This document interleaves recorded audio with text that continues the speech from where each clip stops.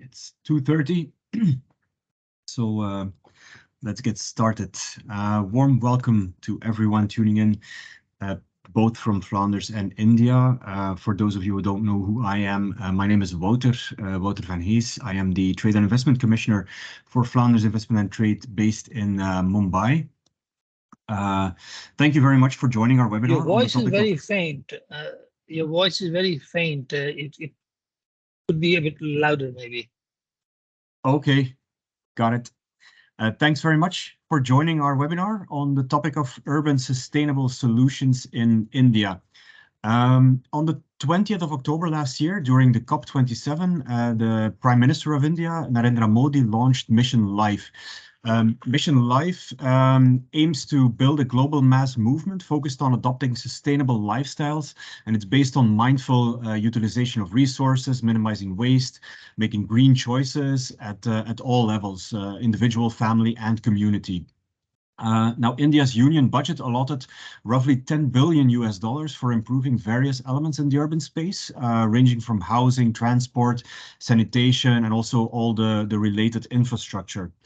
The highest allocations were given to the housing and transport segments, which indicates that the government's priority during 2023 and 2024 is to provide shelter to the remaining communities and also to address mobility gaps in a sustainable way. The budget is aligned with this Mission Life, and this, coupled with a strong focus on technology, could in the long run lead to more eco-friendly solutions for all these types of issues.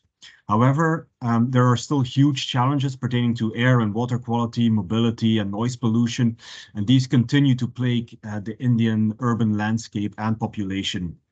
In today's webinar, the Energy Institute of India, or TERI, will provide an overview on the policy framework, the opportunities and the challenges in the Indian ecosystem. But prior to TERI taking the floor, our own colleague, Mr. Kim de Meyer, Technology Attaché for Flanders Investment and Trade based in Singapore, will share some insights on the Flemish ecosystem of stakeholders and also expertise related to urban sustainability.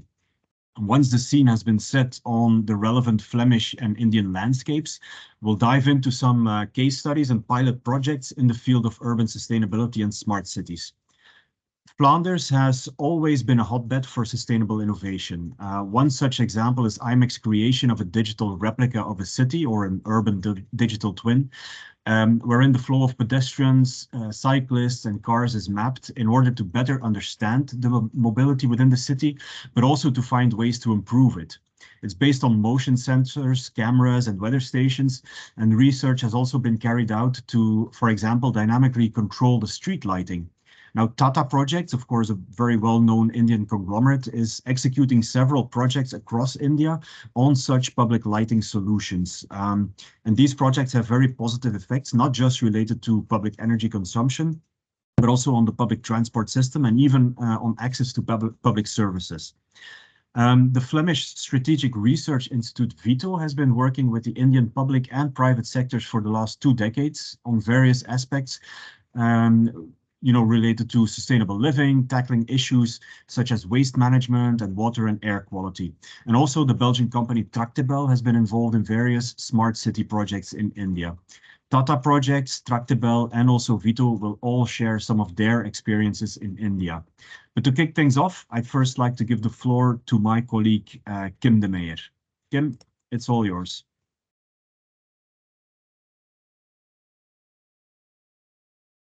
Okay. Good morning or good afternoon, everyone. Very happy to be with you while my slides are loading, and I think that should be the case more or less by now. So as Wouter indicated, I'm the Science and Technology Counselor for Flanders Investment and Trade, working specifically on clean tech solutions. And I'm here now to give a short introduction about the ecosystem that we have in Flanders about sustainable urban solutions. To kick off, I will give an overview of the innovation landscape in Flanders, followed by some fields in urban sustainability and the applicable research centers and incubators that are working on that in Flanders. So if you talk about innovation in Flanders, it's interesting to note that Flanders is one of the top 5, and Belgium in general is one of the top 5 European innovation leaders in 2022. We spent over 3% of our GDP on innovation, on science and technology. And we do that through a quadruple helix for science, technology, and innovation. It combines government actors, but also knowledge institutions, businesses, and the civil society to come to a innovation that is industry-led and comes from both bottom-up and top-down. So the government gives some strategic priorities, but 2/3 of the innovation budget and 2/3 of the innovation also comes from the businesses, which means that they innovate in line with where the market is going and where they believe that innovation is necessary for a better future. Looking at Vlaamse, you see that there's several clusters. I won't go into detail about each and any of them because it would take us too far. Wouter has already mentioned IMEC and Vito, and we'll come back to that later. I think it's interesting to note that we focus on several core domains for innovation that relates to digital, to health tech, to sustainability, to food, and to chemical science and materials. We start from our knowledge institutions. We have 5 universities that rank in the top 1% worldwide. And they work as well together with the 13 colleges of applied science, arts and sciences, with in total over 200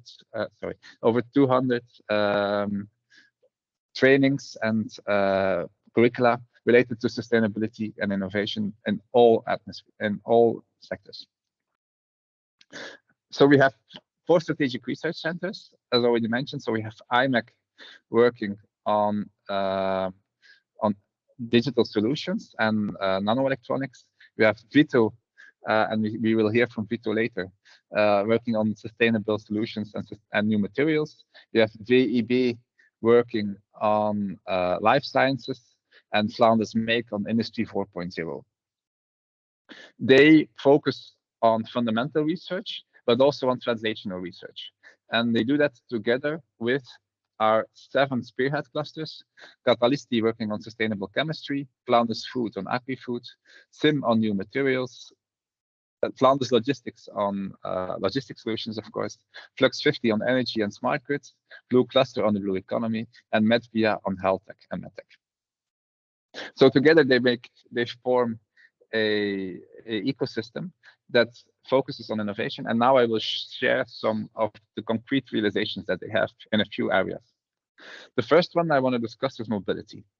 We all, of course, know about electric vehicles, but it's interesting to note that actually in all commercial cars worldwide, there is innovation from Vlaamse. Melexis, a chip maker, has on average 10 chips in each car that is produced at the moment in the worldwide. And with the increase in driver support systems, autonomous driving, and also electric vehicles, that can go up to 40 chips and more per car. So there's already a piece of Flemish innovation and technology in every car today. Of course, there's also IMEC working on new battery technologies, and our Ministry of Mobility that also works further on this. The second trend that we see, and that is also quite represented in Vlaamse, is the modal shift. We see that the transport of people, I will first start with people, is taking a shift. There's cities in Vlaamse already today that don't allow cars of non-inhabitants to park within the city centers. So this means that you need to find solutions with public transport where people park or use their individual transport to go to the edge of the city and then go from the edge of the city into the city with public transport. Each city has the obligation in Vlaamse to make a mobility planning. And even in new houses, we see that every house receives a mobility scoring that helps the potential buyer to assess the mobility connectivity of their house. there we see a large role for an incubator like the Beacon in the city of Antwerp that works with this to find new solutions, and a lot of companies that are based there. The third one is, of course, goods. Flanders is also a logistics hub for Europe, and we also see there a modal shift from trucks to the port of Antwerp with boats, inland waterways, shipping, and also trains to offset some carbon emissions, some greenhouse gas emissions, and work on that. Our cluster Ville has set up a network, Multimodal Flanders, that combines several of the stakeholders to find and make complete case studies for companies that want to do their modal shift. The second one the second sector I would like to focus on is water. Here in Flanders we have actually Flanders is quite water scarce. Most of our water, drinking water and industry water, comes from the groundwater. But we know the groundwater levels have been going down in the past few years, and we need innovative solutions to tap new water sources and to reuse the water that we have. Furthermore, there are challenges on sea level water rises, also affecting urban infrastructure, and of course water quality. There's several initiatives that we have taken for water reuse. One of the initiatives that I'm sharing here is Waterkracht. It's Water Force. It's an initiative to reuse the household water of the city of Antwerp in a new industrial area that is being constructed there at the moment. Also, this is supported by Fluid Crew and Vito. Vito, by the way, who has quite advanced solutions in 3D printing, and uses this, for example, in the 3D printing of membranes for water sanitation and water sanitation. In terms of seawater level rises, especially in urban developments. And again, this is a picture of the city of Antwerp and how it has evolved in the past few years. Also with support of Tractebel, by the way. We see that the quays of the river Scheldt, which runs through the city, which is a tidal river, and so prone to seawater level rises, have been the level has been augmented to make sure that they can have an answer to future seawater level rises. And in the meantime, they have also shifted the use from a simple parking to a multimodal use with tourists and other uses in the city environment. The third initiative that I would like to share is Internet of Water, which is a network of high frequency sectors that have been developed by our Microelectronics Institute, IMEC, and that have been deployed all over Flanders to measure water parameters like flow, salinity level, water quality, water temperature, to, on one hand, have a complete overview of the water quality that is in the rivers in Flanders, but on the other hand as well, allows us to monitor water and potential calamities that are coming towards us. If you can monitor the flow levels and water levels in a river, you can anticipate to a certain degree, if you correlate them with the weather forecast, you can anticipate potential floodings. And this is, for example, what has happened already a few times in Antwerp, where the emergency services have been alerted of potential floodings that are coming, so they can prepare for it. A third aspect is related to health. Here, there's several aspects that we can look at. For example, how can we prepare for the next pandemic in an urban setting? This requires, for example, advanced testing capabilities that have rapid response. IMEC has developed a breathalyzer tool that can, for example, focus on or detect COVID-19 infections just with a simple breath. in a matter of seconds. The second one that I would like to focus is hospital collaboration. You see here a specially constructed and fabricated medical drone that has been developed by a company in the incubator, the Beacon, together with the University Hospital of Antwerp, that looks specifically after the transport of tissues between several campuses of the University Hospital in Antwerp, but also so they transport human tissues and cancer medicine, for example, that has to be fabricated or produced in specialized pharmacies and is then distributed over the different campuses on a short term without any traffic constraints. The third was, of course, how can we make sure that different generations continue to live together using wearable technologies? We see that, fortunately, populations do get older, but that also poses some challenges. Through wearables, we can have elder people, and AI, we can predict if there would be any calamities with people of, for example, with limited mobility or that have a health condition, and anticipate to that and actually predict it. There is a company in Vlaamse that has, for example, developed a tool that uses AI for people to give them a signal on their smartwatch to say, it's better to sit down because we see indicators on your heart rate and your blood pressure that might indicate a sudden loss of consciousness or something else. So you can prepare for that and reduce the damage. And then on the last slide on sustainability, of course, we are working a lot on renewable energy, but I wanted to highlight here solutions and energy communities, which something that Vito, Flux 50 and Energyville are working on. The picture that you see is actually from a living lab, Door Park, where companies are encouraged to develop and test microgrid applications. So there you can get, the idea is to have energy communities so that the renewable energy that is generated is not lost. So we use home batteries, we use the batteries of electric vehicles to optimize the use of renewable energy in the city, and also through dynamic pricing models to optimize also the return for our prosumers that have, for example, solar panels on their roof.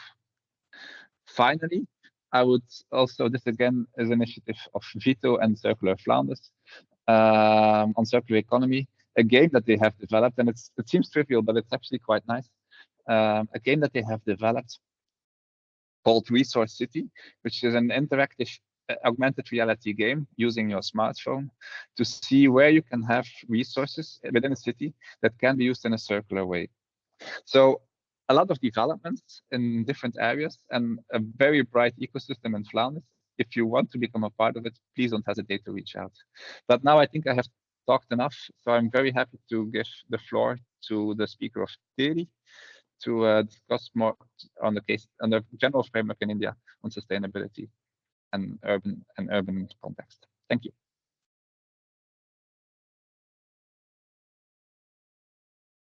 Thank you very much.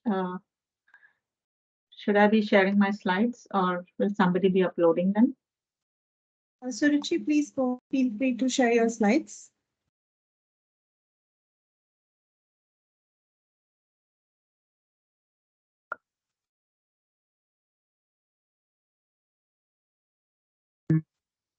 Are my slides visible?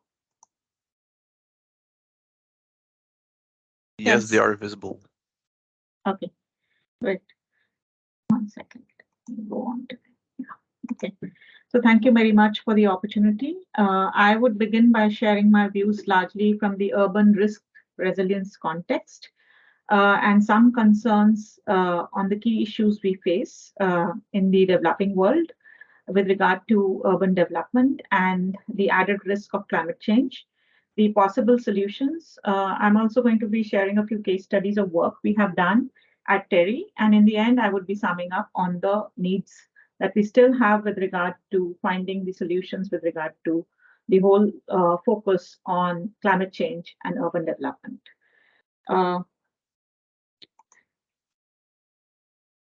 Just to put it in the context of what are the issues we are facing, I'm not sure I can basically run this in this PDF mode. Maybe, yeah, just to tell that how we are in a fast and rapidly growing world. And if we go back to the year 1800, we were a population of just 1 billion plus. This was actually, a figure which took you over time to show how the population has increased in different pockets of the world. And just to mention that, we were around 6 billion in 2000. And in a matter of 100 years, we're going to be double the population that we were in 2000 also. So we have been growing quite rapidly. And, if you look at the demographics, in many of the developing countries, especially when we look at, India and China in the Asian context, there has been tremendous increase in the demographics and therefore the increased pressure because of an increasing population in this region. And this links for us to the whole discussion that we are having on urbanization and urban development, because we do realize that a lot of development is happening within countries, and we live in a world that is increasingly urbanizing. If you look at the population in terms of the urban population since 1950, it has grown multifold. Somewhere around 3.9 billion in 2014 from 746 million when we started off in 1950, and somewhere we are projected to reach to around 6.3 billion by 2050. 90% of this growth is basically expected to happen in Africa and Asia by 2050, and if you see, 56% of it is predicted for the Asian region compared to 64% in the African region. In the Indian context, our population is also increasing. Overall, in case of urban population, we are expected to be around 814 million people living in urban areas by 2050. So it's a huge population that we are talking about in terms of what we are catering to and the risks that they face with regard to an imposing change in the climate and the risk to the infrastructure as well, which supports them. So cities and climate risk, and why does it matter? We do know that these are large concentrations of population. They're the backbone of the economy. A large proportion of the GDP of the country is derived from cities. The most recent report of the Planning Commission, Niti Aayog, basically states that nearly 60% of the GDP for India is being derived from its cities. And as population increases, the consequences basically increase in terms of the impacts over time. We also know that extreme weather events and climate and weather related events have also increased over this time period. And if you look at the EAMDAT data sets and the WMO reporting, for this period, we see that, the number of events have increased tremendously.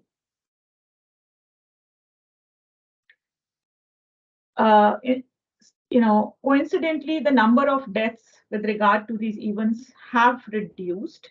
And one of the reasons is because of maybe better, infrastructure warning systems and response measures that we have. So deaths have definitely basically been reduced in terms of, the impacts with regard to these events. But however, the impact on the economy has still been huge. So economic losses have risen because of the impacts on infrastructure and the impacts that we basically experience, with regard to other sectors. So this is an interesting figure which basically says that the number of reported deaths by decade has fallen over time, and because of maybe increased information systems that we have right now, which allows for for immediate response in the short term. But however, the economic losses have increased tremendously and are multifold right now. Something that we had in terms of economic losses to the tune of 183 billion dollars in the 1970s has basically grown to around $1,476.2 billion in today's date and time. So it's a huge leap in terms of the losses that now we experience.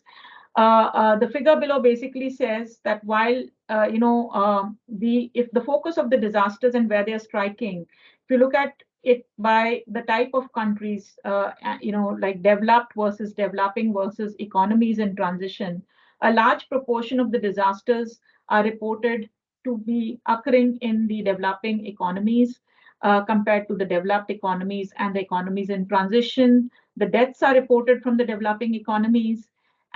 But however, the economic losses happen to be much higher in the developed economies compared to the developing economies. And that's quite straightforward, because possibly you have your infrastructure developed and it is relative to how your infrastructure gets affected, leading to the economic losses that basically we observe.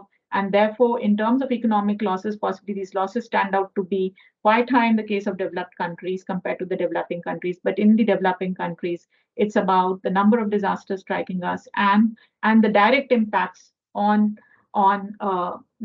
human health. There are associated costs with regard to the vulnerable groups that are most affected. And here we are talking about the marginalized population living within these countries. Now, urbanization has led to increased pressures on different fronts. To start with regard to the resources and resource availability. This is in the context of land use and how land has basically been encroached to be able to meet the increasing demands of the cities as the population is increasing, as migration is increasing to cities for better opportunities. This has basically had an impact with regard to how the cities are able to sustain themselves. It includes other resources, including the availability of water, and the demand for water within the city. It has led to increased pressure on infrastructure, so spaces for people to occupy. Interestingly, the data shows that the share of built-up area has increased threefold in many cities in India. For example, in Bangalore, in Delhi, in Mumbai, the rate of development has increased so much within these cities is that we can easily see in a matter of just 2 to 3 decades, built up area has increased tremendously in these cities. Now there is an interesting connect to sustainable development of cities when we are talking about growth at such a rapid pace, because there is unplanned development and unplanned growth that we observe then in this case in the cities, and therefore that impinges upon the kind of development planned development that one may have needed, given the risks that we are likely to see because of changes in the climate and the extreme nature of certain events, which may need the cities to be better prepared to absorb the risks that we are talking about. And therefore, right now, that kind of a planning is very limited that we see across cities. The third is with regard to the services that possibly cities need to provide, and with the unplanned and the rapid rate of urbanization that we basically see, there's a huge impact on the services that cities are able to provide to its population. Of course, leads to emerging concerns and discourse with regard to meeting our sustainable development goals and providing a good quality life to our citizens, who are living within these cities and urban areas. The climate change impacts basically pose additional pressures on the cities. With the pressures that we just talked about due to increasing urbanization that we observe and are observing it increasingly over the years. Climate change is going to further add to the complexity with the nature of events basically striking many of the cities. We've observed the city of Mumbai, Bangalore, Chennai being constantly flooded in the country. We have issues of floods, heavy precipitation incidences. Some of our coastal cities are affected by cyclones and storms. And then, of course, the challenges of water scarcity, with regards to erraticity in rainfall patterns and, impact on recharge of groundwater resources and our surface water bodies. We're also, now increasingly seeing reporting of urban heat islands, heat wave conditions getting created, and how that is basically affecting people living in cities because of reduced circulation of air, in these concrete jungles, which allow very little dispersion of the air and circulation that may allow for, reducing the temperatures and the ultimate effect in concentrated regions. So recent calamities, and these are examples I was just giving you from the Mumbai floods, the Chennai floods, and then of course Visakhapatnam, Vizag. We have basically seen that development goals of cities are seriously undermined by these impacts, and building climate resilience it basically needs to be done to offer holistic mechanisms to address climate variability and change without compromising on present development challenges. And of course, there's a huge risk to the various goals that we have set out for ourselves with regard to the SDGs, and it cuts across different SDG agenda points. Starting from SDG 11, 6, 7, 11, 9, and 13, where possibly the focus is on clean water, sanitation, sustainable cities and communities, and making them more resilient, and industry innovation and infrastructure and climate action. So basically, to define climate resilience in the context of cities is with the objective to prepare the cities to withstand climate change related to gradual impacts like change in precipitation, temperature, and sea level rise, and equip the city to respond to the disaster and extreme events that they are likely to be exposed to, driving the city towards sustainable development, encompassing other environmental benefits. The idea is basically to allow the city to develop, to develop holistically, and basically in a manner where the risks related to climate change are reduced to the extent they can be reduced. So climate resilience is the whole concept of climate resilience in the context of urban systems is basically to say that it's not about suggesting a whole new approach in which by way of which you need to do things, but basically to say that it's talking about development, but development in a way that is sustainable and takes into account the exposure factors to to climate parameters in a future world. So therefore, it's just a pick from a published paper where they've defined it with regards to different sectors and what one needs to look at within the to be able to absorb the future shocks and stresses, to be able to maintain its functions, structures, systems, and identity. So with regard to the transport sector, the need to basically make sure that the transportation infrastructure allows citizens to evacuate during a risk situation, during waterlogging conditions, during flooding conditions that may emerge, to have better drainage systems to wean out the water that's getting collected, to have better design systems of buildings, of infrastructure that may help cope during extreme weather conditions, for example, to be able to deal with the urban heat island effect, the heat wave conditions that are getting created, to talk about, the use of renewable systems and smart systems to support the increasing demands, and in this case, possibly talking about increasing, renewable energy within the entire portfolio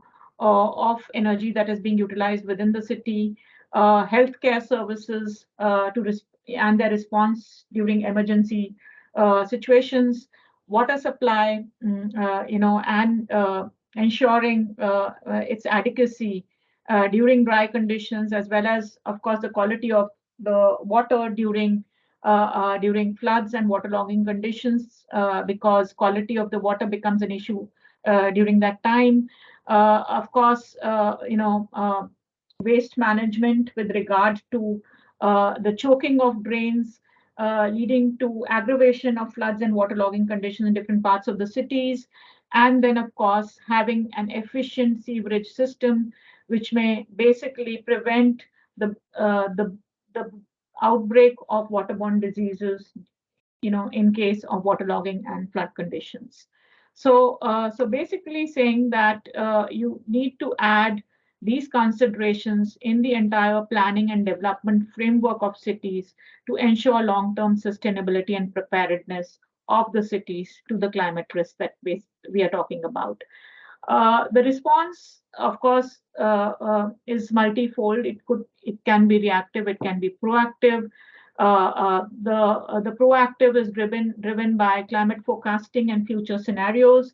The reactive approach is largely driven by actual perceived climate variability, and it ranges from a whole range of things that basically can be slated across the spectrum of a reactive based approach to a proactive based approach. In the proactive, it's largely to do with mainstreaming into policy and processes, mainstreaming into planning processes.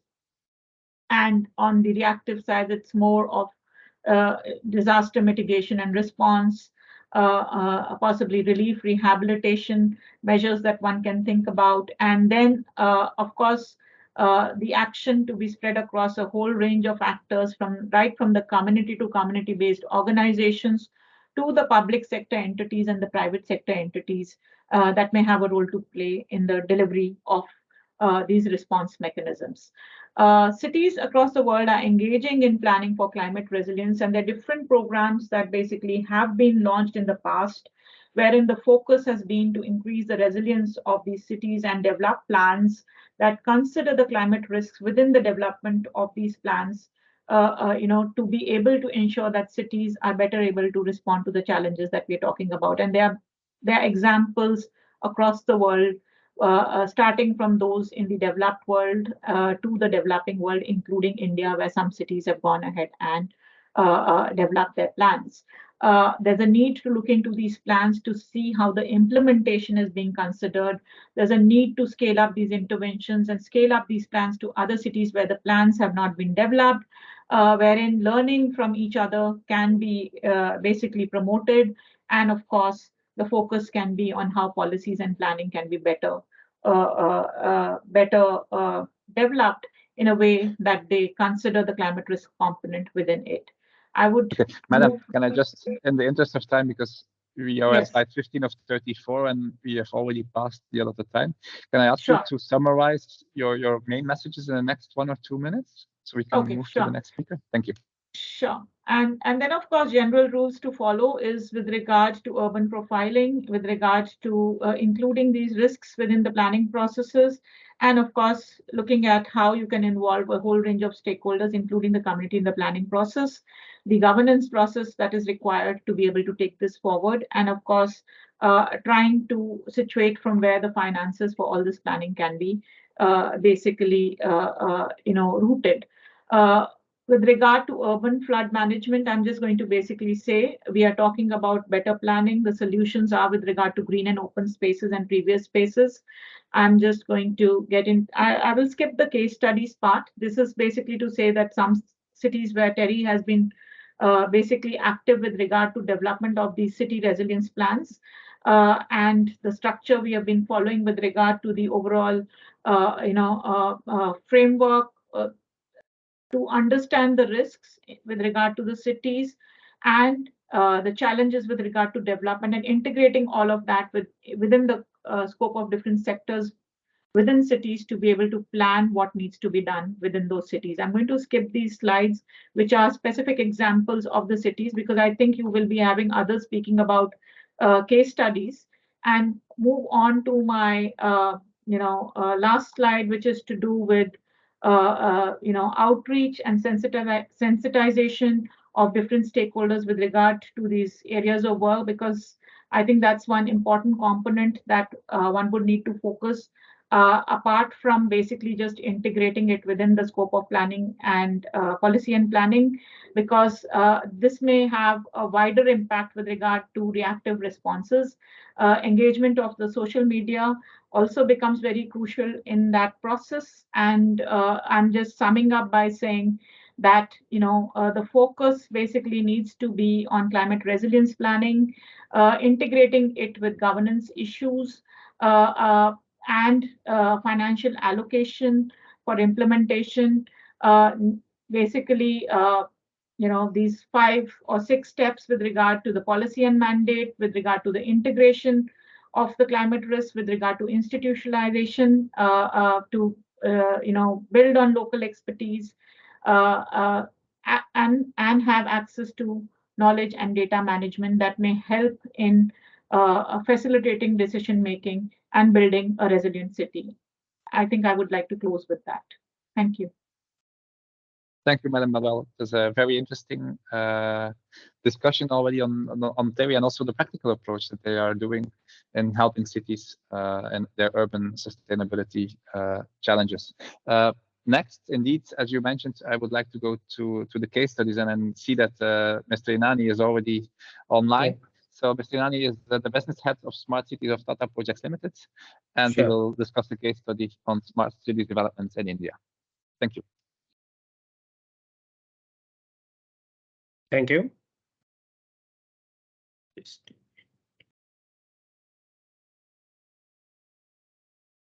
Sorry, there seems to be some issue. Let me just fix up in a minute how to take this presentation. No, it's not going this way. Share my desktop and let me open this one.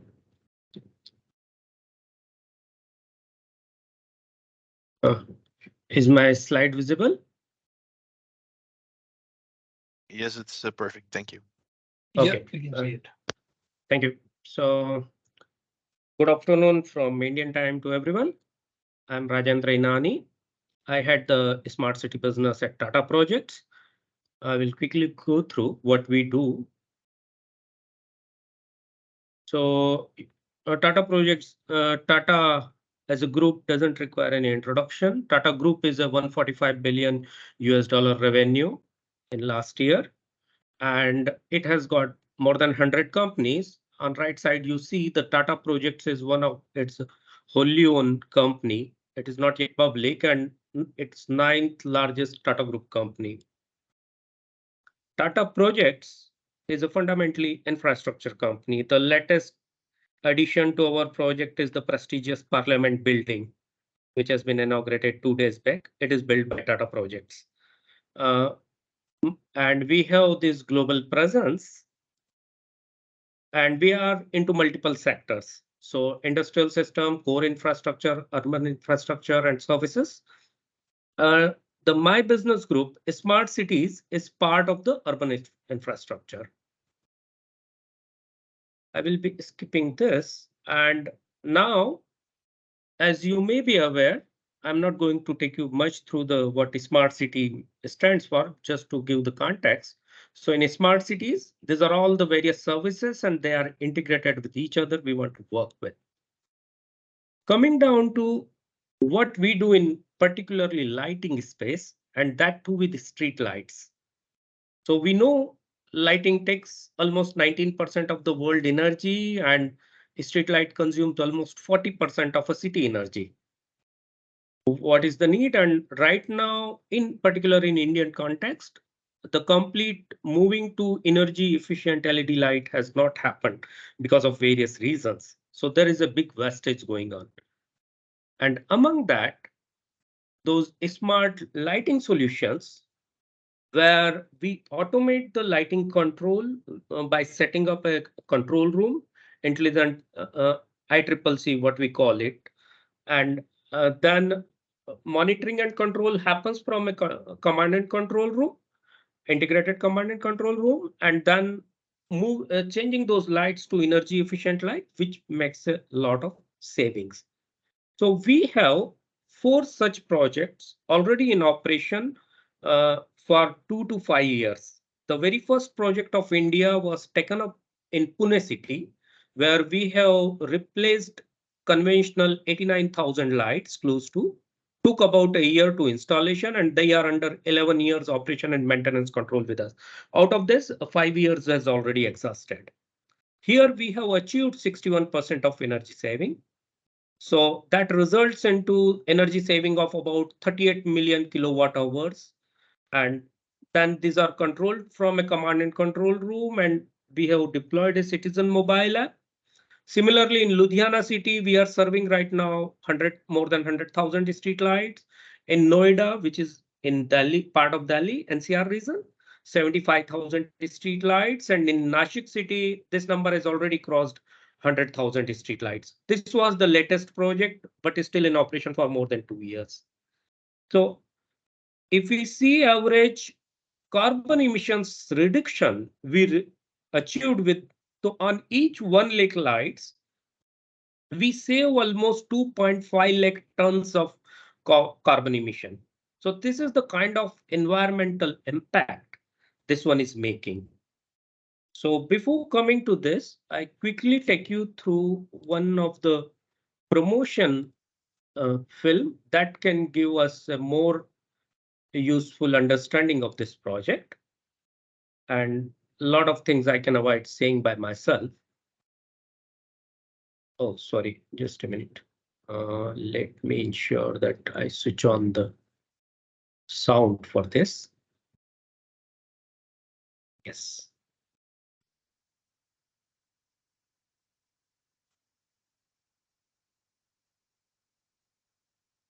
Please let me know this video is playing for you. It may take a second to start.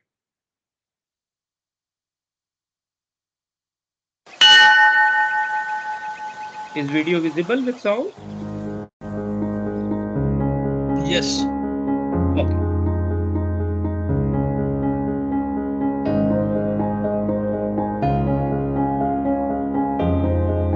Nashik, one of the ancient cities in India, is now also turning into a smart and progressive city.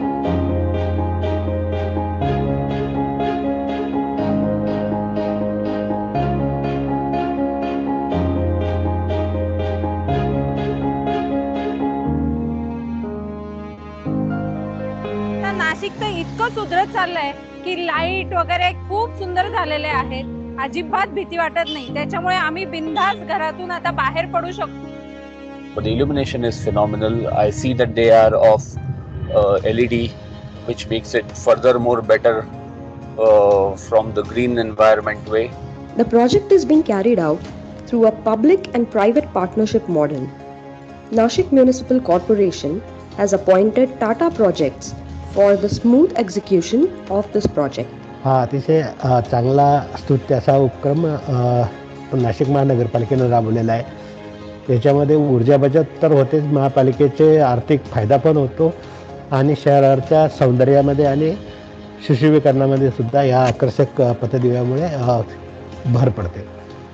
इथल्या 92,000 लाईटसाठी महानगरपालिकेने एक नाव पैसा खर्च केलेला आहे. Saving the common man's tax money for other initiatives. Smart lighting will also offer better visibility, which will help improve safety during the nights. To facilitate the smart lighting project, a command control room has been formed. Status of street lights on or off will be available in the app on a single click. जेव्हा maintenance हॉवरमध्ये panels बंद असतात, परंतु maintenance चालू करताना light चालू झाली का नाही हे चेक करण्यासाठी आपण इथून पॅनल ऑन ऑफ करण्याची आपल्याकडे सुविधा आहे. टोटली ऑटोमॅटिक सिस्टीम आहे. 6:30पर्यंत मेंटेनन्सचं काम झाल्यानंतर सायंकाळच्या वेळेस 6:30 वाजता लाईट चालू झाल्यावर सपोज काही पॅनल्स बंद राहिले किंवा काही कारणास्तव MCB टेप वगैरे असे पॅनल असतील तर ते आपण पुनश्च एकदा आपल्या टीमला पाठवत असतो डिवीजन वाइज। नासिक शहर में कोई भी लाइट बंद ना रहे, इसके लिए टाटा प्रोजेक्ट्स ने एक मोबाइल ऐप डेवलप किया है, जिसके थ्रू आप अपना डिफरेंट टाइप का कंप्लेंट्स सबमिट कर सकते हैं। आपको टाइप ना करना पड़े, आपका टाइम वेस्ट ना हो, इसके लिए इसमें ड्रॉप डाउन मेन्यू में जाके आप अपना कंप्लेंट टाइप सेलेक्ट कर सकते हैं, लाइक कि पूरा एरिया बंद है या 2 लाइट बंद है, 1 लाइट बंद है, ऐसा करके आप सिलेक्ट कर सकते हैं। तो जिस जगह से आप कंप्लेंट रजिस्टर करते हो उधर का GPS कोऑर्डिनेट वो ऑटोमेटिक कैप्चर करता है, प्लस आप 5 डिफरेंट तरह के फोटोज उसमें अपलोड कर सकते हैं और आप सबमिट करते हैं तो कंप्लेंट रजिस्टर हो जाता है। याच्यामध्ये जे लक्स जो पडतोय लाईटचा, त्यामध्ये पेडेस्ट्रियन लोकांना चांगल्या प्रकारे ट्रॅव्हल करता येतंय। LED लाईट्समुळे बऱ्यापैकी विजिबिलिटी वाढली आहे आणि त्यामुळे ती भीती जाऊन आम्ही बाहेर 8 नंतर 9 नंतर सुद्धा रात्री येऊ शकतो, काही सामान आणायचं असेल किंवा मुलांना जस्ट चक्कर मारायला जरी बाहेर जायचं असेल तरी ती भीती वाटत नाही आता।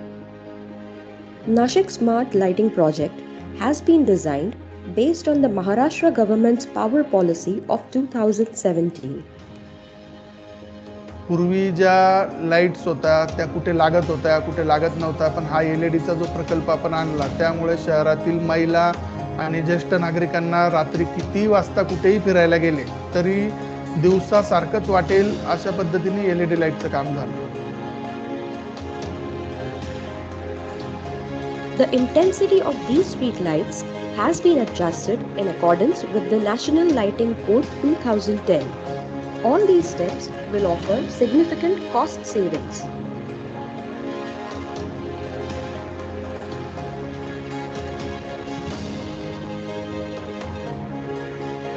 Besides this, the municipality will get 5% of the amount saved due to power conservation. Smart city lighting is a win-win for everyone. Thank you for watching the Smart Lighting for the Smart Citizens of Nashik.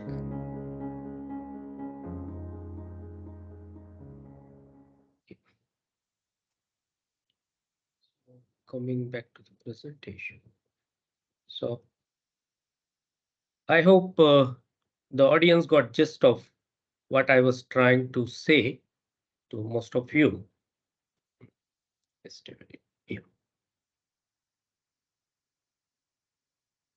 Now, just quickly, how we execute this project. So these projects are taken on a PPP model, where Tata Projects has invested into every city, funded for this project. Then we design the lighting based on the road specification, the width of road and those things. We build it. It is being financed by ourselves. And then we operate it for 7 to 10 years as per the contract.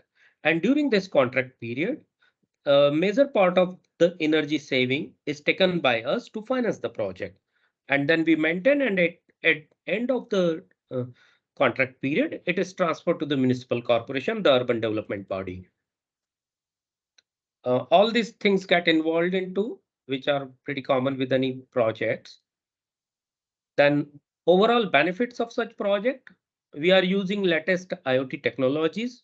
So in next phases of this project, we are planning to put other services on each of these electric poles, like environment sensors, emergency control button, wireless cameras. Then of course, this serves into saving of energy for environment as well as financially to the urban local body. Because of the command and control system, the saving in maintenance is very much done. Optimal performance is achieved, and of course, the CO2 emission has been reduced. So the major things what we bring into, we have got smart sensors into this. We have got the LoRaWAN network across the city, which transmit the controls. And then the platform we have developed, which provides many of those facilities. I will just give and the application related to this. So a glimpse of those. So typically each of these lights have a individual light control, which talks to the IoT platform, and it comes to our command and control room, where every monitoring and control, switching of light, scheduling, as well as if some light is stolen, that anti-theft protection happens with that. And even some light is not working individually, the command and control room let us know, and the automatic alerts goes from our command and control room on SMS to the field staff who goes and attend to it. So just keynotes, how it is working. I think most of this I have covered. These are various factors. Also, we have brought the lamp dimming factor over here. So as you know, after midnight, when there is less traffic on the road, the savings up to the 50% could be done on those light controls. Whereas on a LED light, a 50% dimming is not visually visible much. And at night hours, this additional savings can be achieved on them. Likewise, the lamp metering, how much light is being consumed at individual lamp, as well as that dead lamp alert are very critical. Otherwise, in conventional system, unless a patrol party goes around the city and find it out whether the light is working or not, it was not possible. So maintenance has reached to a better height, a better citizen satisfaction, as well as there is reduction in maintenance cost. Our projects in various cities have received many national awards. Some of them are over here. This is the TPL Smart World platform we have developed, which uses all the CRM part of the client facing. So now our citizens can submit their complaints as well as see status of their complaint either on the web portal or through these are the mobile apps screenshots. This is deployed for Ludhiana city, where a user can submit his mobile number, gets an OTP. They can just take a picture of the pole, and when they take the picture, it automatically gets the GPS location of the pole, and internally in our system, it is tracked which lamp it is about. They need not to give exactly the lamp number if it is not visible on the pole. And then one can see the tracking of when the complaint is filed and what is the final status and how. And once the complaint is filed, automatically the lineman has got a maintenance app where he can attend them, and when they close it, it automatically gets reflected in the citizen app. So these are some of those screenshots of our mobile apps. How this is the lineman app. Similarly, it is for Nashik city. And these are various dashboard in our platform. So right from the install, we start a project by the field survey of current existing poles. Then we carry out the rectification, verification, installation of new lights, and the completion of the project for various stages. So this is completely digital control, right from project execution and later on the operation and maintenance phase. These are various dashboard charts. What are various poles during installation? How many completed? So the project monitoring during the project execution phase also taken care here. This is citizen complaint status for various cities on our dashboard. We see how many complaints received, in what status, which are more than 48 hours, which is our typical SLAs. If it is open, it gets immediate attention. These are the mobile app. It even shows the streets and the location of the maps. So there, when the field team works, they can find out where the pole is and where it is current status. So I believe I covered majority of this. I'm open to any specific questions for audience. Yes. Mr. Inani, thank you very much. We will keep a few minutes for Q&A at the end of the presentation. Sure. So, okay. I know we are running behind the time, yeah. so I was trying to cover it fast. No, that's fine. Thank you for that. I appreciate it. Thank you. But we will have some time for Q&A at the end. So if anybody has some questions, please put them over in the chat so we can keep them for the end. In the meantime, I am happy to give the word to my friend, Dr. Jha. Dr. Jha is Executive Vice President for Tractable, who has done already several projects in India.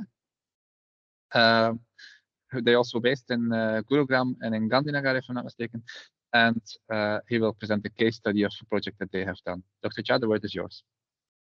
Thank you very much. Can you see the screen, my screen? Yes, your screen is perfect. Could you just put your presentation? Okay, it's perfect like this. Thank you. Okay, great. Thank you, Kim. Thank you very much for the introduction. I will quickly begin by presenting to you what Tractable is very quickly. Tractable in India, we have a turnover of 158 crore rupees, which is 18 million euro. We have about 700 people, out of which about 90% are engineers and technical experts. And we operate in 3 key areas in the country and in this region, which is energy, which includes thermal power, transmission, distribution, gas, and renewable power.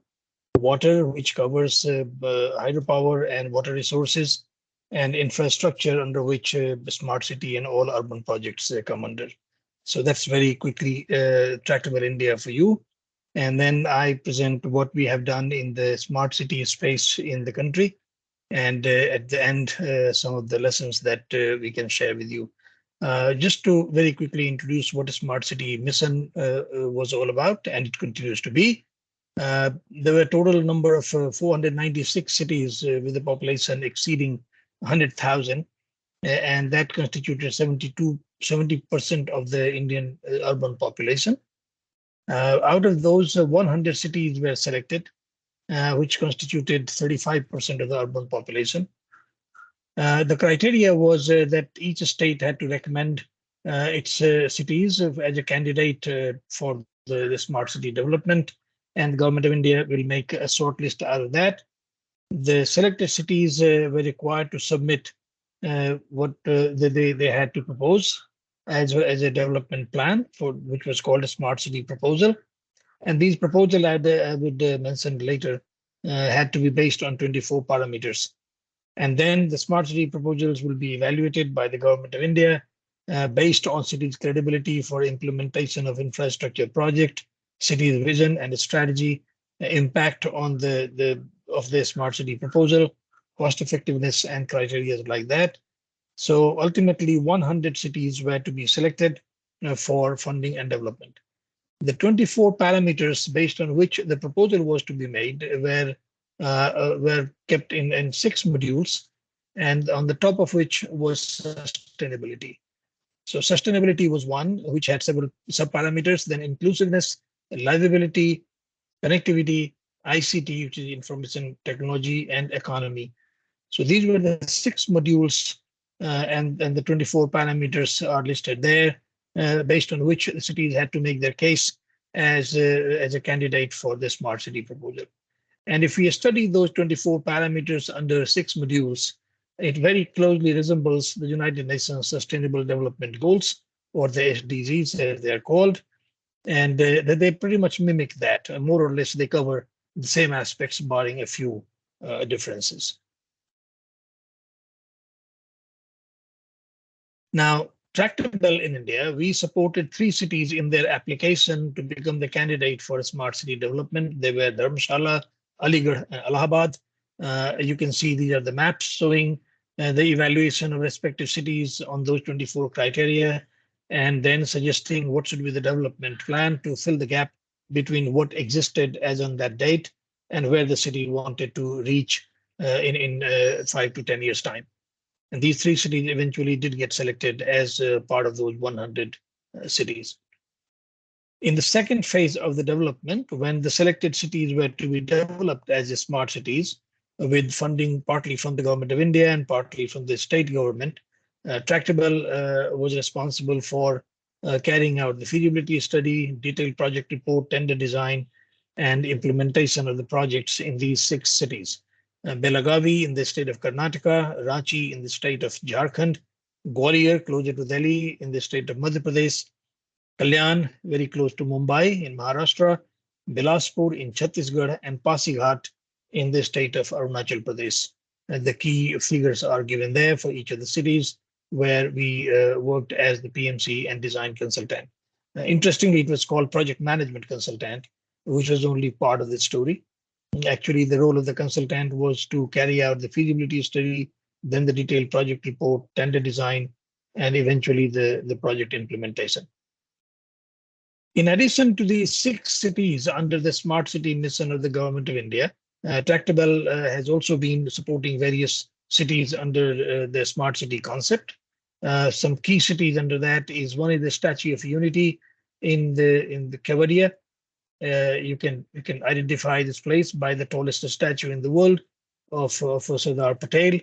And we are developing a vision plan for this place covering an area of 103 square kilometer to be developed as an ecotourism hub. And this assignment is still ongoing. For the city of Kanpur, we developed the vision plan for the next 50 years. And in the city of Amaravati, which was to be developed as the new capital city for the new state of Andhra Pradesh, we were the largest project management consultant before the project was put on hold by the present state government. Some of the sustainable solutions that we proposed, designed, and implemented as part of the projects I just mentioned earlier are given here. Some are the livability projects like development of parks and recreation spaces, riverfront development, rejuvenation of ponds and water bodies. We also worked on the seamless, safe, and efficient connectivity, non-motorized vehicle, EV network, pedestrianization in the area, walkability aspects, surveillance, universal accessibility across the city in those cities that I mentioned earlier. Then there was the ICT component, which mainly constituted development of an integrated command and control center in these cities. All the ICC developed by us are in operation today. Pasighat is still being developed, but very close it will be commissioned. But in various cities that we worked in, integrated control and command center are in operation. And in fact, during the COVID pandemic, these control centers played a very important role in management and the surveillance of the pandemic. Then the intelligent traffic system in various cities, smart bus stops, surveillance cameras, and air quality monitoring sensors. And all of these Internet of Things are getting connected with the control and command centers in the cities. Other projects under the sustainability are inclusiveness, which included market area development, hawkers zone development in various cities, housing in the city of Amaravati, affordable housing schemes, educational institutes, convention centers, night shelters in some of the cities, and hostels for working women. Under the economy module of those 24 parameters, proposals included mixed use in the Ranchi smart city, artisans' heart, which was meant to showcase various handicraft and various local things in those part of the state. Student resource center, incubation centers for the startups, and transit-oriented development. Under sustainable infrastructure, we worked on 24/7 water supply, wastewater management system, including SCADA, 24/7 power supply, smart water metering, solar park, smart power metering, and multi-utility ducting and shifting of utilities. These control and command centers I already mentioned. This is the photographs from Belagavi in Karnataka and Pasighat, which is soon to be commissioned in the state of Arunachal Pradesh. The mobility plans, which included the smart parking solutions, this bicycle services, and various pedestrianization and non-motorized motor vehicle zones. These are the photographs of the places that were developed in Ranchi as artisan heart. In Pasighat, we are developing the very old Gandhi market. In Gwalior, which is a very historical place, the complete Maharajwada area of the city has been redeveloped, and then there has been lake rejuvenation in the city of Kalyan. These are some other examples of inclusive development in Ranchi, which is the Educational Institute, Mahila Hut at Belagavi, which is for women traders. This is a very large housing development in the city of Amati, which is all complete, and the convention center in Ranchi. Some more sustainable infrastructure examples already implemented in various cities. Finally, I'll quickly list down what have been our learnings and lessons to further improve the smart city developments in India. Our experience of the smart city mission in particular has been that the mission purpose was not very clearly defined and understood. This needs to be properly defined. For example, what they call as the convergence projects mean no sense. because any infrastructure being developed in the city, putting it under the smart city mission did not help those projects. In fact, it confused the smart city mission in particular. There was lack of organization and institutional support, because the government of India decided that all of these projects will be developed through SPV, which will be formed in each of the cities. Our experience was that in none of the cities these SPVs were properly formed. They're very poorly staffed. There was hardly proper structure and manning of those SPVs, which impacted the implementation of these projects. Then one of the big problem was the continuity and management, continuity in management and financial support. Pretty much almost every 6 months to 8 months, the CEO of the SPV will change. We could never understand why. They will just be put from one place to another. And then every time a new boss comes, he wants a park to be developed, the other one wants a bicycle system to be developed, the other one wants a PV to be developed, which actually created a lot of problems and confusions in the implementation of the project. Obviously, the lack of convergence among various government departments had been a major issue for a very long time, and this could not be resolved even under the smart city mission. Now what we see is that a smart city mission, of course, has fizzled out. There is hardly any focus. It has degenerated into a simple urban infrastructure development project. But I think our experience has been that it did add to a lot of infrastructure development in the city in a much better way than what was done in the past. And therefore, this needs to be sustained, and the focus needs to be maintained even in future. The focus should be on adaptability and more awareness among citizens. The positive impact of smart city program, we did see that a lot of infrastructure projects, which otherwise would not have been so much focused, did come up. The focus has now shifted very much onto development in a smart way, in a sustainable way. And if it is sustainable, it is resilient. That's what as tractable we understand as a smart development. So it has been a very good program. It has been a very good focus, which has brought everybody closer to resolving the smart city and sustainable development concept. And this should be sustained in future. That is it in the time that is allocated to me. Thank you very much. If you have any questions, I will certainly be happy to respond to that. Thank you very much. Thank you, Dr. Jha. Very, very interesting presentation. A few key takeaways there that I will remember for my closing remarks as well. But in the meantime, I'm happy to give the floor to Dr. Ibrahim Hafiz Rehman and Mr. Raf Teunissen.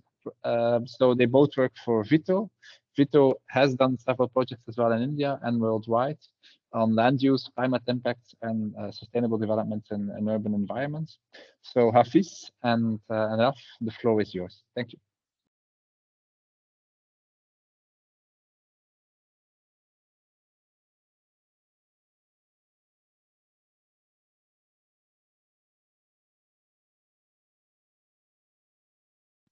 Can you see my slides?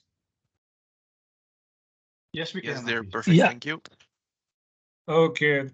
Thank you very much, Kim. Many thanks to FIT and to the Flemish government for this timely and important webinar. And I think we've had some very good presentations and discussion on urban resilience. So taking some of the activities that Vito has been doing have already been highlighted by Kim, so I'm not going to repeat them. But let me start with a brief introduction to Vito. Vito is a Flemish government institute which is incorporated as a company with 100% shareholding of the Flemish government in Belgium, in the Flemish region. We are about 1,000 people, and we work across 5 domains: energy, chemistry, materials, health, and land use or environment, where we focus both on air and water and land. We have a large number of patents. Of course, technology, innovation, and development is a core area for us. Vito in India has been active in these 5 domains for the last couple of decades, but more so intensively in the last 1 decade.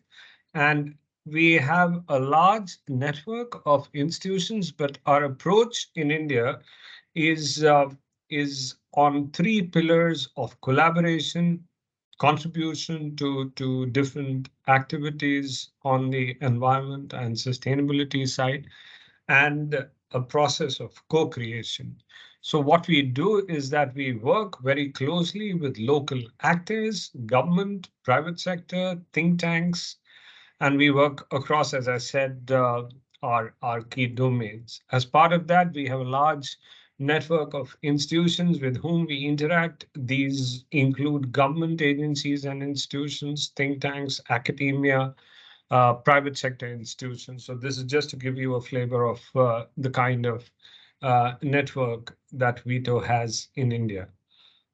We have a large number of projects. Of course, I shouldn't use the word, of course, large is relative, but we have significant projects more recently, as I said.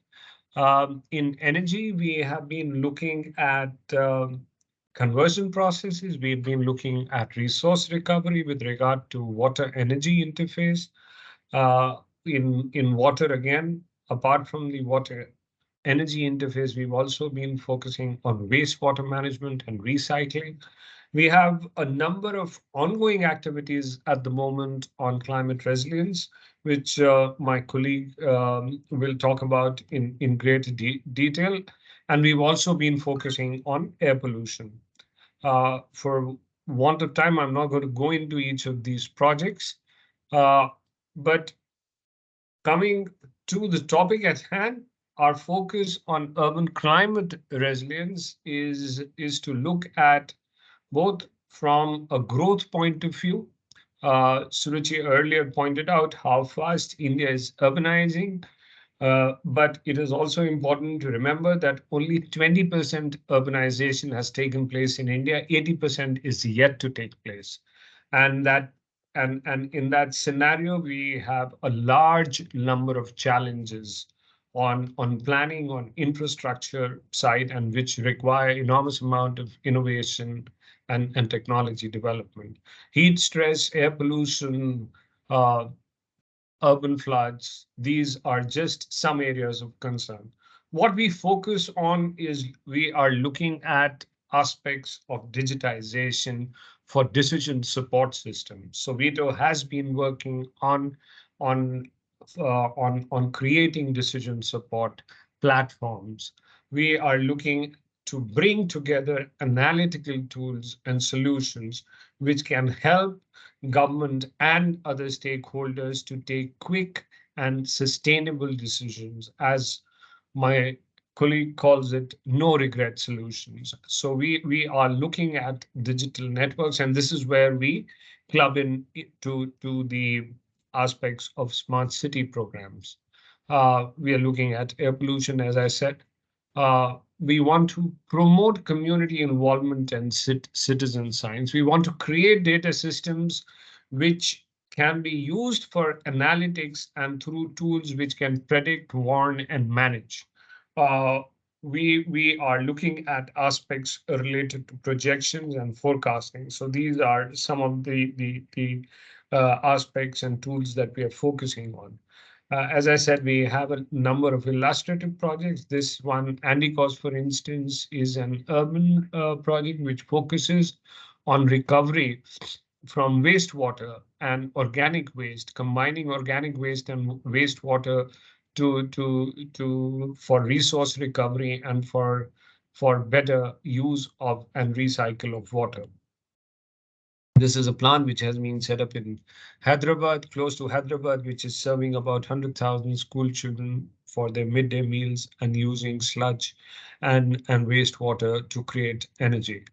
We have done air pollution mapping for cities. For instance, for the city of Delhi, we've done air pollution mapping for the entire city, where we create air pollution maps, even for areas where there are no monitoring stations, and we are also able to forecast pollution events. This was done in close collaboration with the Energy and Resources Institute and the Central Pollution Control Board.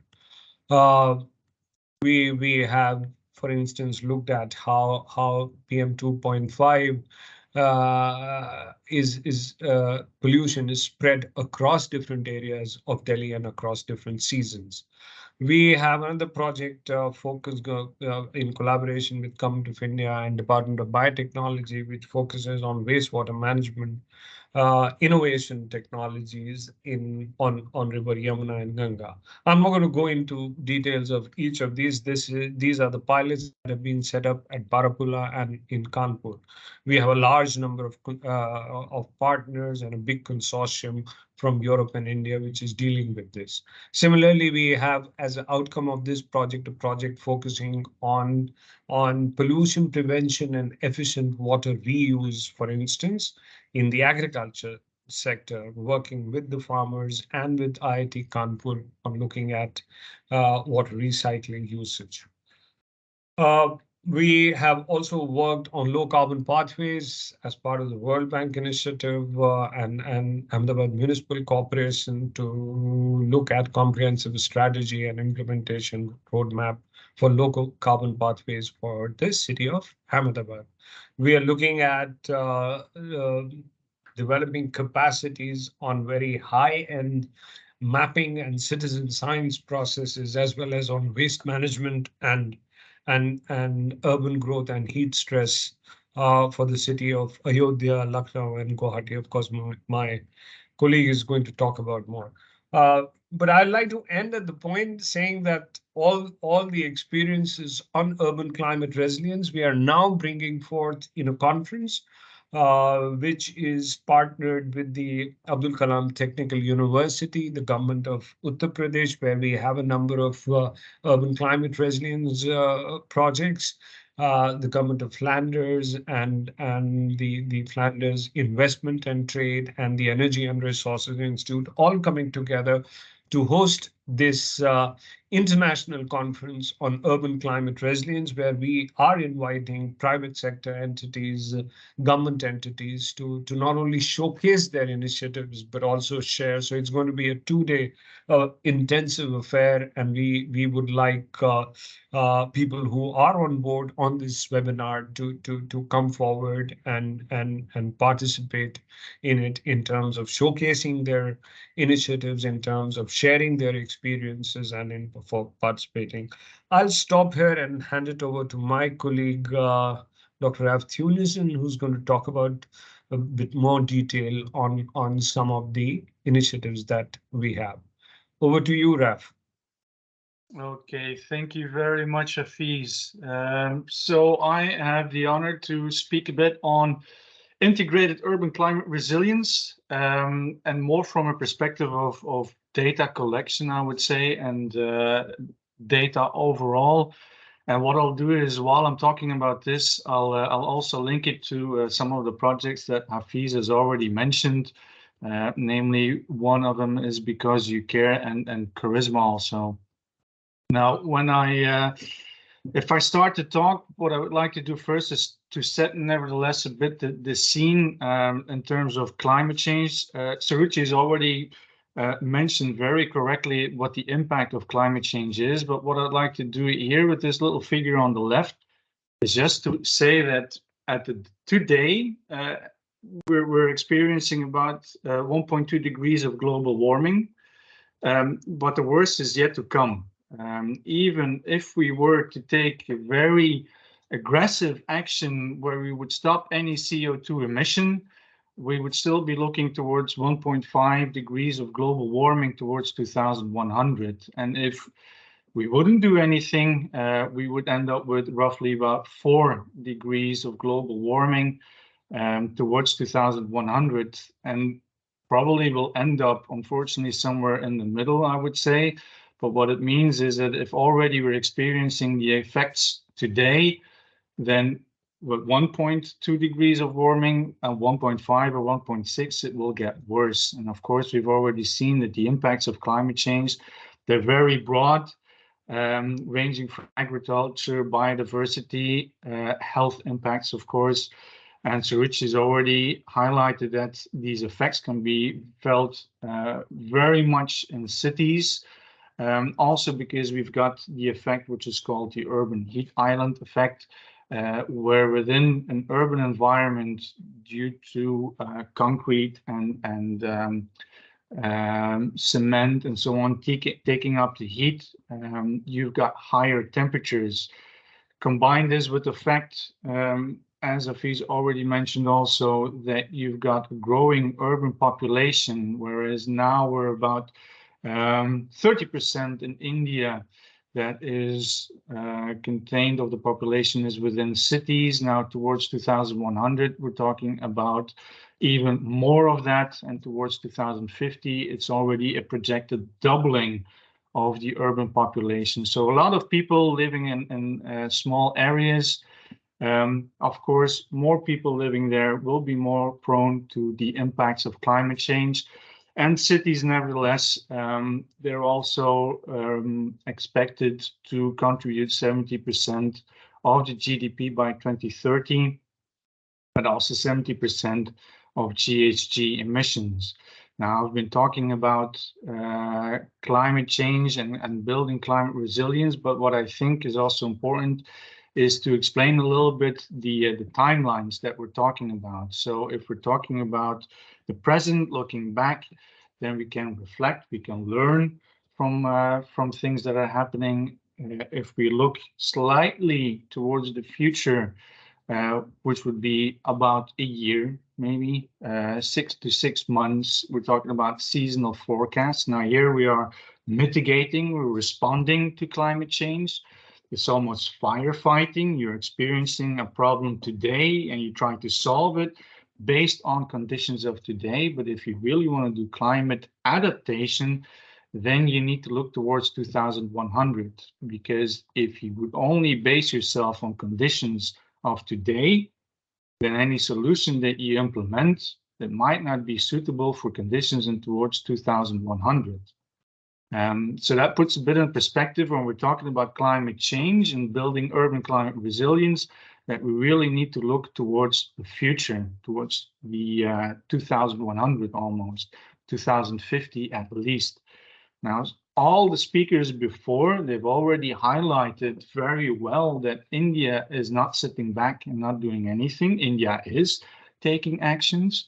And you have, for example, the National Mission on Sustainable Habitat, which does say that there are guidelines for green buildings, and they do highlight that there has to be a need to assess master plans. So cities that are evolving and how they evolve, the way that they are planned, they have to be assessed, but long term. So not just making a plan now, but looking towards the future, the impact, 2100, take into account the climate change impact.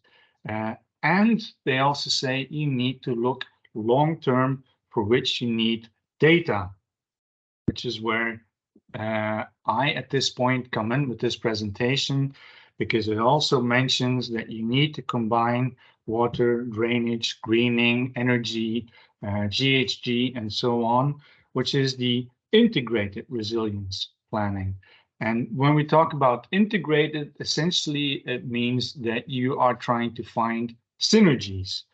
And I'll give a short example. So I've already highlighted that we are talking about climate adaptation. There is climate change. Cities are warming up. You've got health impacts.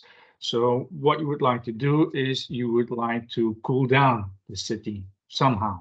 You would like to create effects within the city, maybe parks or green, that will actually cool down the city. At the same time, you're looking towards mitigation. And what you would like to do is you would like to reduce the amount of GHG. So as one of the speakers already mentioned, you've got modal changes in transport. You could electrify, for example, the public transport. But if the city is warming up and people are exposed to the sun and it's warming up, people are not going to sit and wait for a bus to come in the boiling heat.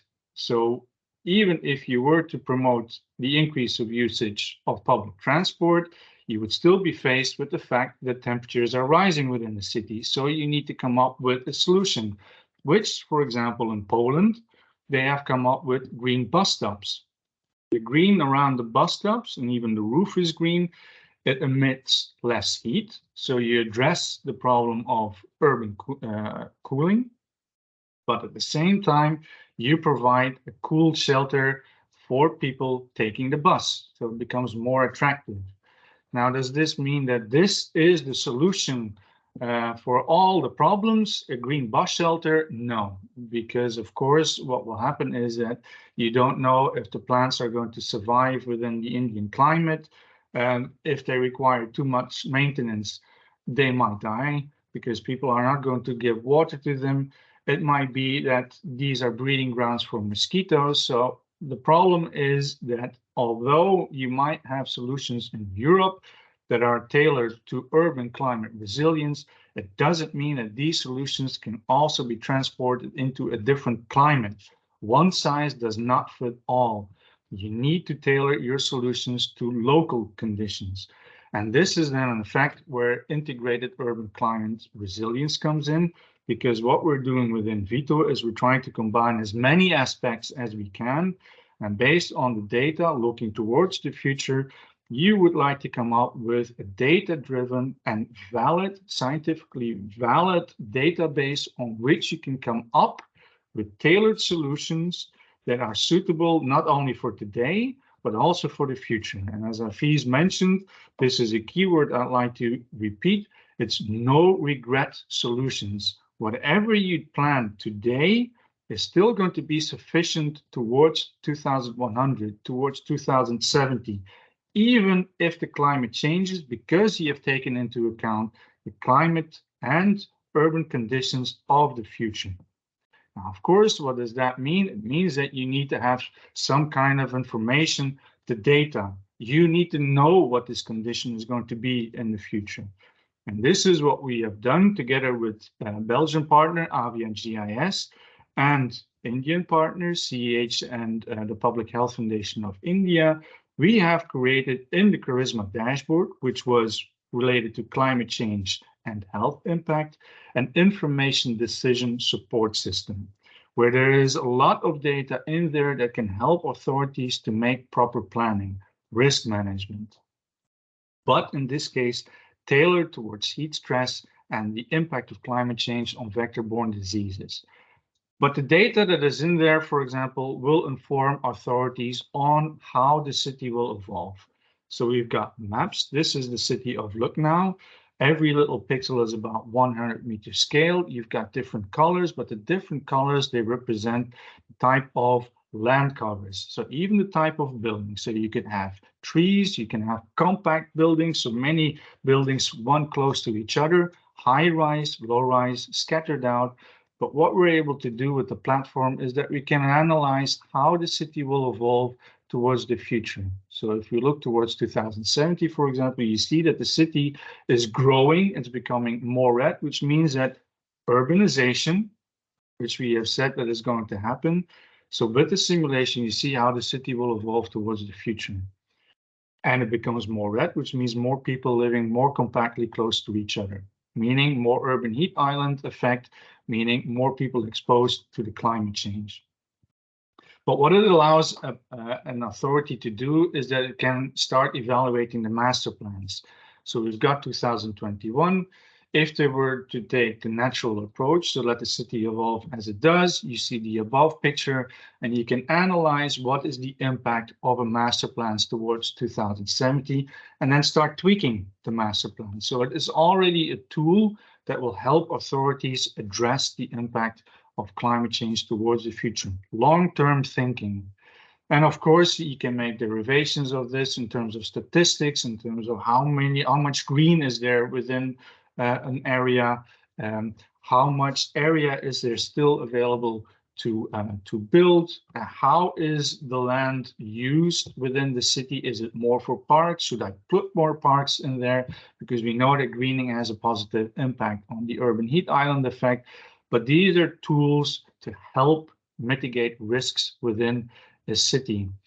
Of course, this is land use so far, but you can also put on top climate change. So, for example, the number of hot days and warm nights. You can analyze the current day, but you can also look towards the future with various climate scenarios, and therefore also see how your master plan, how your urbanization is going to impact climate. I've mentioned and Saruchi also mentioned this, that it has an impact on GDP within cities. So even on this climate data, you can analyze what the impact is of climate change on, for example, lost labor hours, because it's just too warm to work outside. So all of this is data to analyze the impact of climate change. But what I have done so far is I've analyzed all of these separately. But what we need to do is to integrate, to see the wider impact and potential. And this is also what the dashboard is allowing you to do. So you can start overlaying data. Here, for example, again, for the city of Lucknow, I've shown what is the seasonal average of maximum day temperatures. So you see that in urban areas, much more heat, warmer temperatures, and we know that women and children are more susceptible to heat stress. So you can put on top also information about heat vulnerability. So now per ward, you see where are the areas that have more women and children or elderly people that I know are going to be more susceptible to heat stress. So that's prioritization already for an authority to take action in a particular ward. Taking action is fine, but what space do I have available to take action?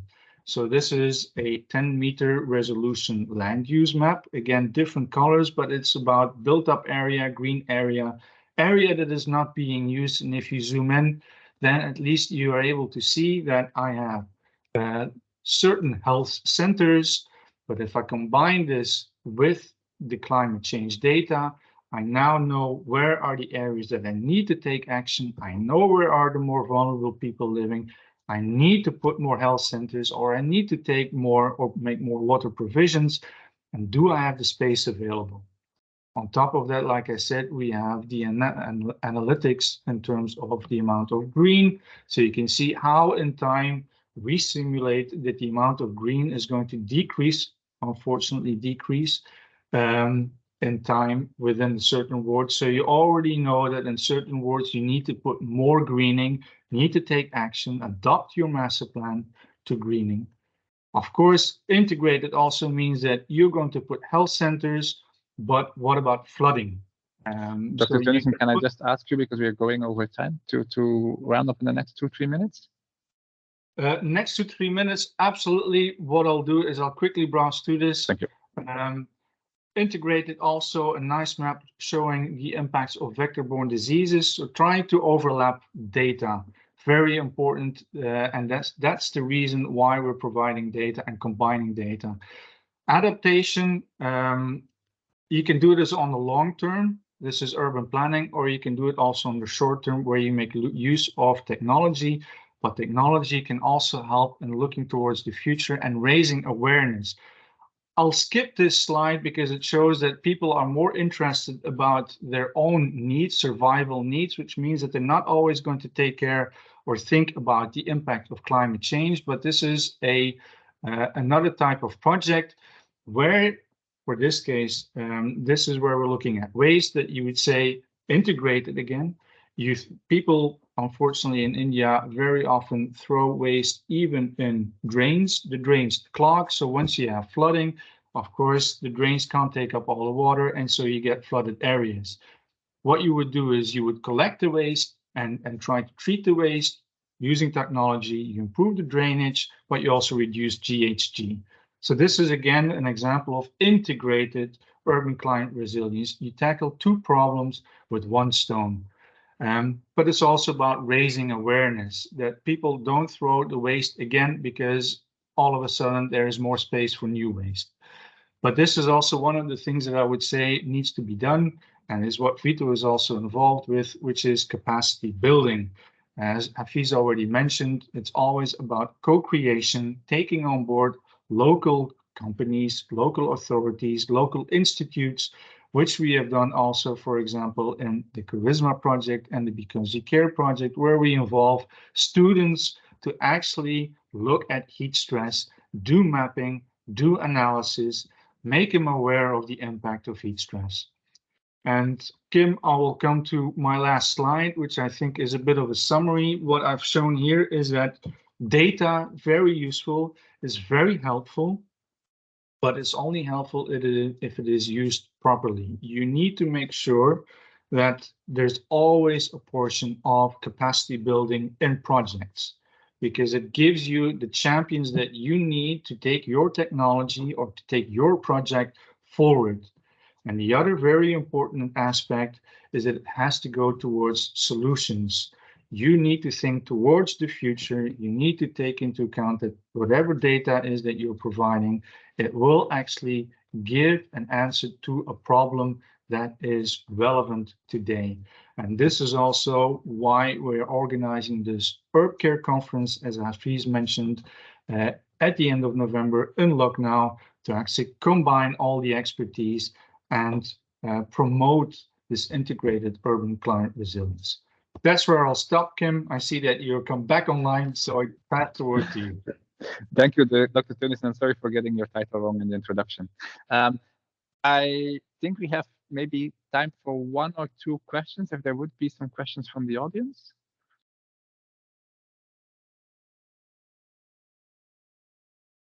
I don't see anyone typing in the chat at the moment. I'll wait for 1 more minute. No. Okay, then I will already start maybe with some of my closing remarks, some of the things that I have noted down during the very interesting presentations. I think the end note of Dr. Tunissen on data and the importance of that is something that was shared with a lot of the speakers. I think, however, it's something that I liked in the presentation of Mr. Inani. I think in one of its slides is communication and feed information is very important, and also using that information and the data to come to a good outcome. Another thing that I mentioned that I noted that came back also is the outreach and the stakeholder management, working together with the citizen involvement, with the different stakeholders and the governments. I think that's also quite important in doing these types of projects. I always am surprised still, although I lived in India for 2 years, at some of the mind-boggling numbers that come there. So always interesting to see that. Also, the international best practices that I mentioned by Madam Mohan, that are happening all over the world, but also the localized requirements. So we can have international best practices, but it's better to localize them. To adapt them to local circumstances. I think that's very important. And also to conclude, the long-term vision and the no-regret measures that can be taken. I see that there's one question, but if you don't mind, I would like to take that offline in a separate discussion. Maybe here, if you can, we'll write you an email, or you have your contact details, we'll write you an email after the webinar to see how we can support you best with that. I wish to conclude all the speakers. Thank you very much for your contribution. Thank you also for the team in Mumbai, Rucha and also our intern Astrid, to set up this webinar. I think it was very successful. I learned a lot of things, and I'm looking forward to seeing you again soon, and hopefully on the conference in Lucknow in November. Thank you very much. Have a very nice day, and see you soon. Thank you, Kim. Thank you all. Thank you, everyone. Thank you, the organizers, for organizing the event. Look forward working with you further.